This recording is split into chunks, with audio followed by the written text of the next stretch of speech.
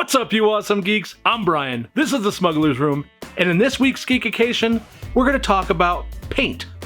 Specifically, the kind of paint that we use on a lot of our projects. You see, we've been asked this a number of times, and recently our friend Bobby from the Smugglers Guild reached out and asked us if we could go over our paint and suggestions that we might have for you. So today, let's take a look at our paint. And now it's time for some Geekication. Okay, first on the list is spray paint. That's right, good old-fashioned Rust-Oleum spray paint. Rust-Oleum being the brand that I use most often. Now, I'll say that in a lot of forums and a lot of different places on the internet, when it comes to prop making, Rust-Oleum, they get a bad rap. I see a lot of negative reviews on the overall finish. But what I'll say is, for the type of projects we do and the way we use it, this paint works really well and it's my go-to. I have three specific paints from Rust-Oleum that I start with. The first, Gray Primer, because everything in space seems to be based on gray. Gray Primer works really well at getting an initial coverage of your project. It's flat, there's no reflective surface to it, it goes on really easily, and I'm able to build from that. Next up is going to be Filler Primer. So Filler Primer has a unique viscosity to it, and a lot of times when I'm working with 3D prints or something like that, I'll use the Filler Primer. Its thickness allows a lot of the gaps that maybe you missed or didn't stand completely flush to be filled, and it also really helps to point out areas that need more work, maybe that need spot putty, and so on. So Filler Primer works really well to get a base layer down and build up a little of the thickness you're looking for. Okay, the last in the primer category is this Red Rust Primer from Rust-Oleum. Now, it comes in a couple of different looking covers, meaning like the artwork on the front of the bottle, but overall it's the Red Rust Color Primer. The great thing about this is that I use this as a finish color as well on a lot of things. We did it on our Comic-Con cover. We've used it as accent covers when we did our laptop, and we used it on the Fat Bantha refrigerator build. The thing is, the red rust color itself, it looks really bland initially, but we add a sealant to it that helps pull out the color, and I'll cover that in a bit. Now, two other spray paints of note color-wise that I use a lot is Smokey Beige for one, which we did the entire Fat Bantha refrigerator, as well as our laptop covers. And I also use this Gloss Dark Gray.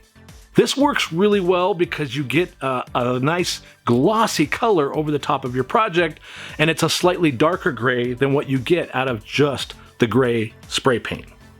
Most of the areas in the room that have a dark gray color is simply this. Last on the list, and probably most important in the spray paint category for me, is the Rust-Oleum Aluminum Metallic Spray Paint. Now, you're not going to get this super shiny chrome finish that you would from some really high dollar paints. But the point is, with this guy, I can get a shiny silver look to a lot of 3D printed greeblies or molded greeblies or just parts and pieces that I want to have a little bit of aluminum look to them. And once they're covered with a little bit of grime, when we do the weathering, most of the time, it works perfectly. I've also recently started doing a lot of brushed aluminum looks with this spray paint. Spray this down on top of a gray primer, hit it with a little steel wool, and you get a really interesting brushed steel look. And it's cheap overall. Next on our paint travels is Liquitex Basic. The first thing I like about this is the price. You can get a bottle like this Mars Black for around $4.50 to $8 depending on where you find it. There are often sales on Amazon, but more often than that, I see them at Michael's grouped in bundles for less than 15 bucks. The last time I was able to buy 6 of these together, and I think it was $12 or so. Now, these are water-based, so I can mix these with water, thin them out, and use them to do really good weathering. Now, being that they're latex, they tend to dry quickly, so I don't have a lot of working time, but overall I can take things like, this is burnt sienna, and I've got a little raw umber, Mars black, and I think a little bit of cream over there.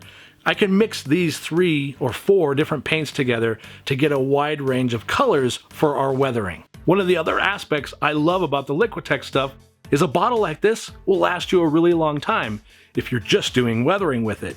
I think I've had this bottle for over a year. Now, I've never used Liquitex to completely cover an entire project. However, I've seen other channels, especially those that deal with EVA foam projects, use the Liquitex basics to cover a lot of their projects, painting them on with just a normal brush and then sealing them afterwards. So they have a lot of versatility to them.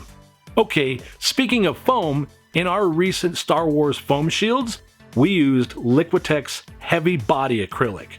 Now these are more expensive per bottle, to be sure.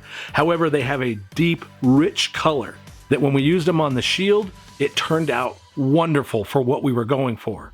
Krissa also recently used this same variety, this same manufacturer, when she added a lot of the detail paint of iron on our IG88 beer tap display, the beer rail that we're building. It comes in so many different varieties of color, and they really do go a long way. The beer rail, for example, was almost 6 feet long end to end, and she mixed a variety of colors together to get the overall look we were after. You can also use these heavy body acrylics with water to thin them out and make them go a little further. So if, for example, you were going to use some of the colors to do some weathering, you could make a little go a long way. One of the aspects of the heavy body acrylics that I really like are the rich silver and bright silver colors that you get.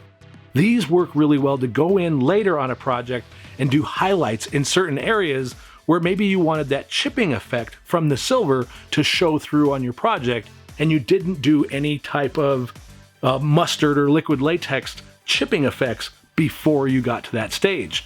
These colors go on really well and they look great in the end. Okay, something that's worth mentioning that might not be exactly a paint, but more of a wax, is Rub and Buff. Now we use Rub and Buff on all different types of projects.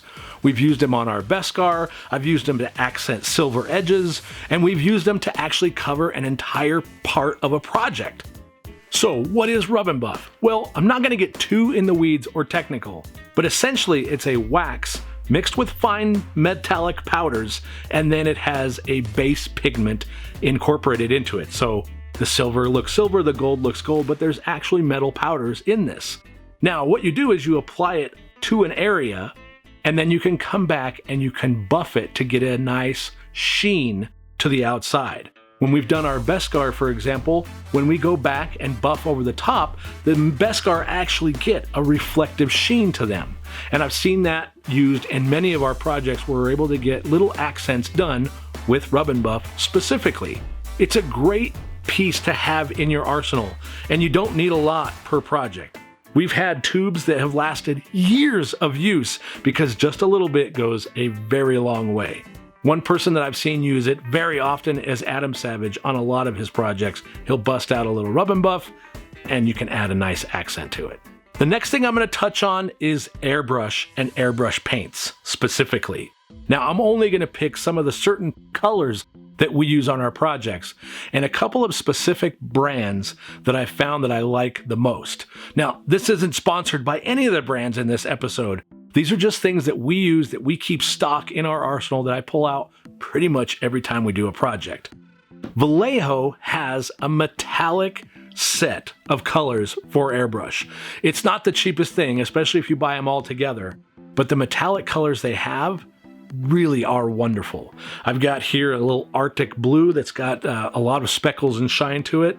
They're black, that's the metallic version.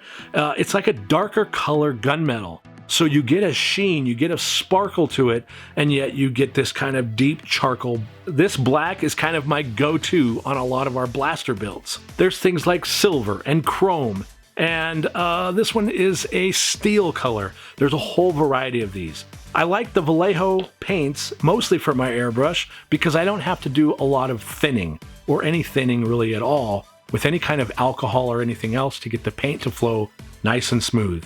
Keep them in a warm, dry place, shake up the bottles really well, and you're good to go. One of the Vallejo colors I like an awful lot is this Jet Exhaust metallic color. It comes in bottles of this size. It's about $10 a bottle, So I use it on very small projects. And that's really kind of key with a lot of the airbrush, is that if I have a large project to cover, I'm not going to grab a little bottle of Vallejo to spray a huge project. I'm going to use this for accents for the small bits and details I'm putting on a project. And that'll make these bottles last a long time for you. Now, speaking of airbrush, let's dive into the very expensive for just a moment, because there are a few that are worth mentioning. Specifically, Alclad. Now, I've got here an All-Clad Lacquer gunmetal. These bottles are not cheap. However, if you have a really standout prop or pieces of a prop that you want to use, these All-Clad paints are unbelievable, and the finish you get on them is amazing. One of the project videos we saw last year was Bill Duran from Punish Props had done a lightsaber build, and they used the All-Clad product to give it a nice chrome as well as seal it. That finish is exactly what you want for a prop that size, and buying an expensive bottle for something like that is probably worth it. Spraying a full-blown paint booth with this would be insanity. Not that I haven't been insane before, but you get the point. I will say one thing about All-Clad. They do have a sealer. It's an All-Clad brand of sealant that you can put in your airbrush to protect all the paint that you've done on a project. That to me is 100% worth it, even with the price, because the viscosity of that paint itself, that sealant, doesn't dull your paint. So if you have a nice chrome finish on something, it won't dull it like many other sealers do. I'll tell you that probably 80% of the time on our projects, we're using a generic Rust-Oleum sealer, whether that's gloss or satin finish, and it does alter the absolute look of that paint job. So if you want to maintain the same high quality paint, going with an All-Clad sealer is a really good choice. I want to point one more thing out on the Vallejo paints that have been asked of us several times over the last few months. We did a project where we repainted Carissa's small little R5 droid that we picked up at Galaxy's Edge. And everyone asks what that orange color is of the dome. Well, truth be told, it's brown. Actually, that's what Vallejo has it labeled as brown. It's a brown RLM 26. There's nothing brown about it, but it's more orange when you paint it on. But I wanted to point that out because it's not something that normally you would think of to get that rusty orange color. Okay, now the last paint I want to cover is one of my favorite. It's Artisan, and it's the water mixable oil paints. These paints here particularly, the ones I have are lamp black, raw umber, and ivory black. These will give your paint job the most greasy, grimy, disgusting little look in all the little nooks and crannies that actually brings that weathering to another level, in my opinion. It has that greasy look because of the oil. It also gives you a lot longer working time. Now, I will say, again, this is the type of paint that I use on smaller props or smaller sections of props. I wouldn't go ahead and use this to weather something like our paint booth build.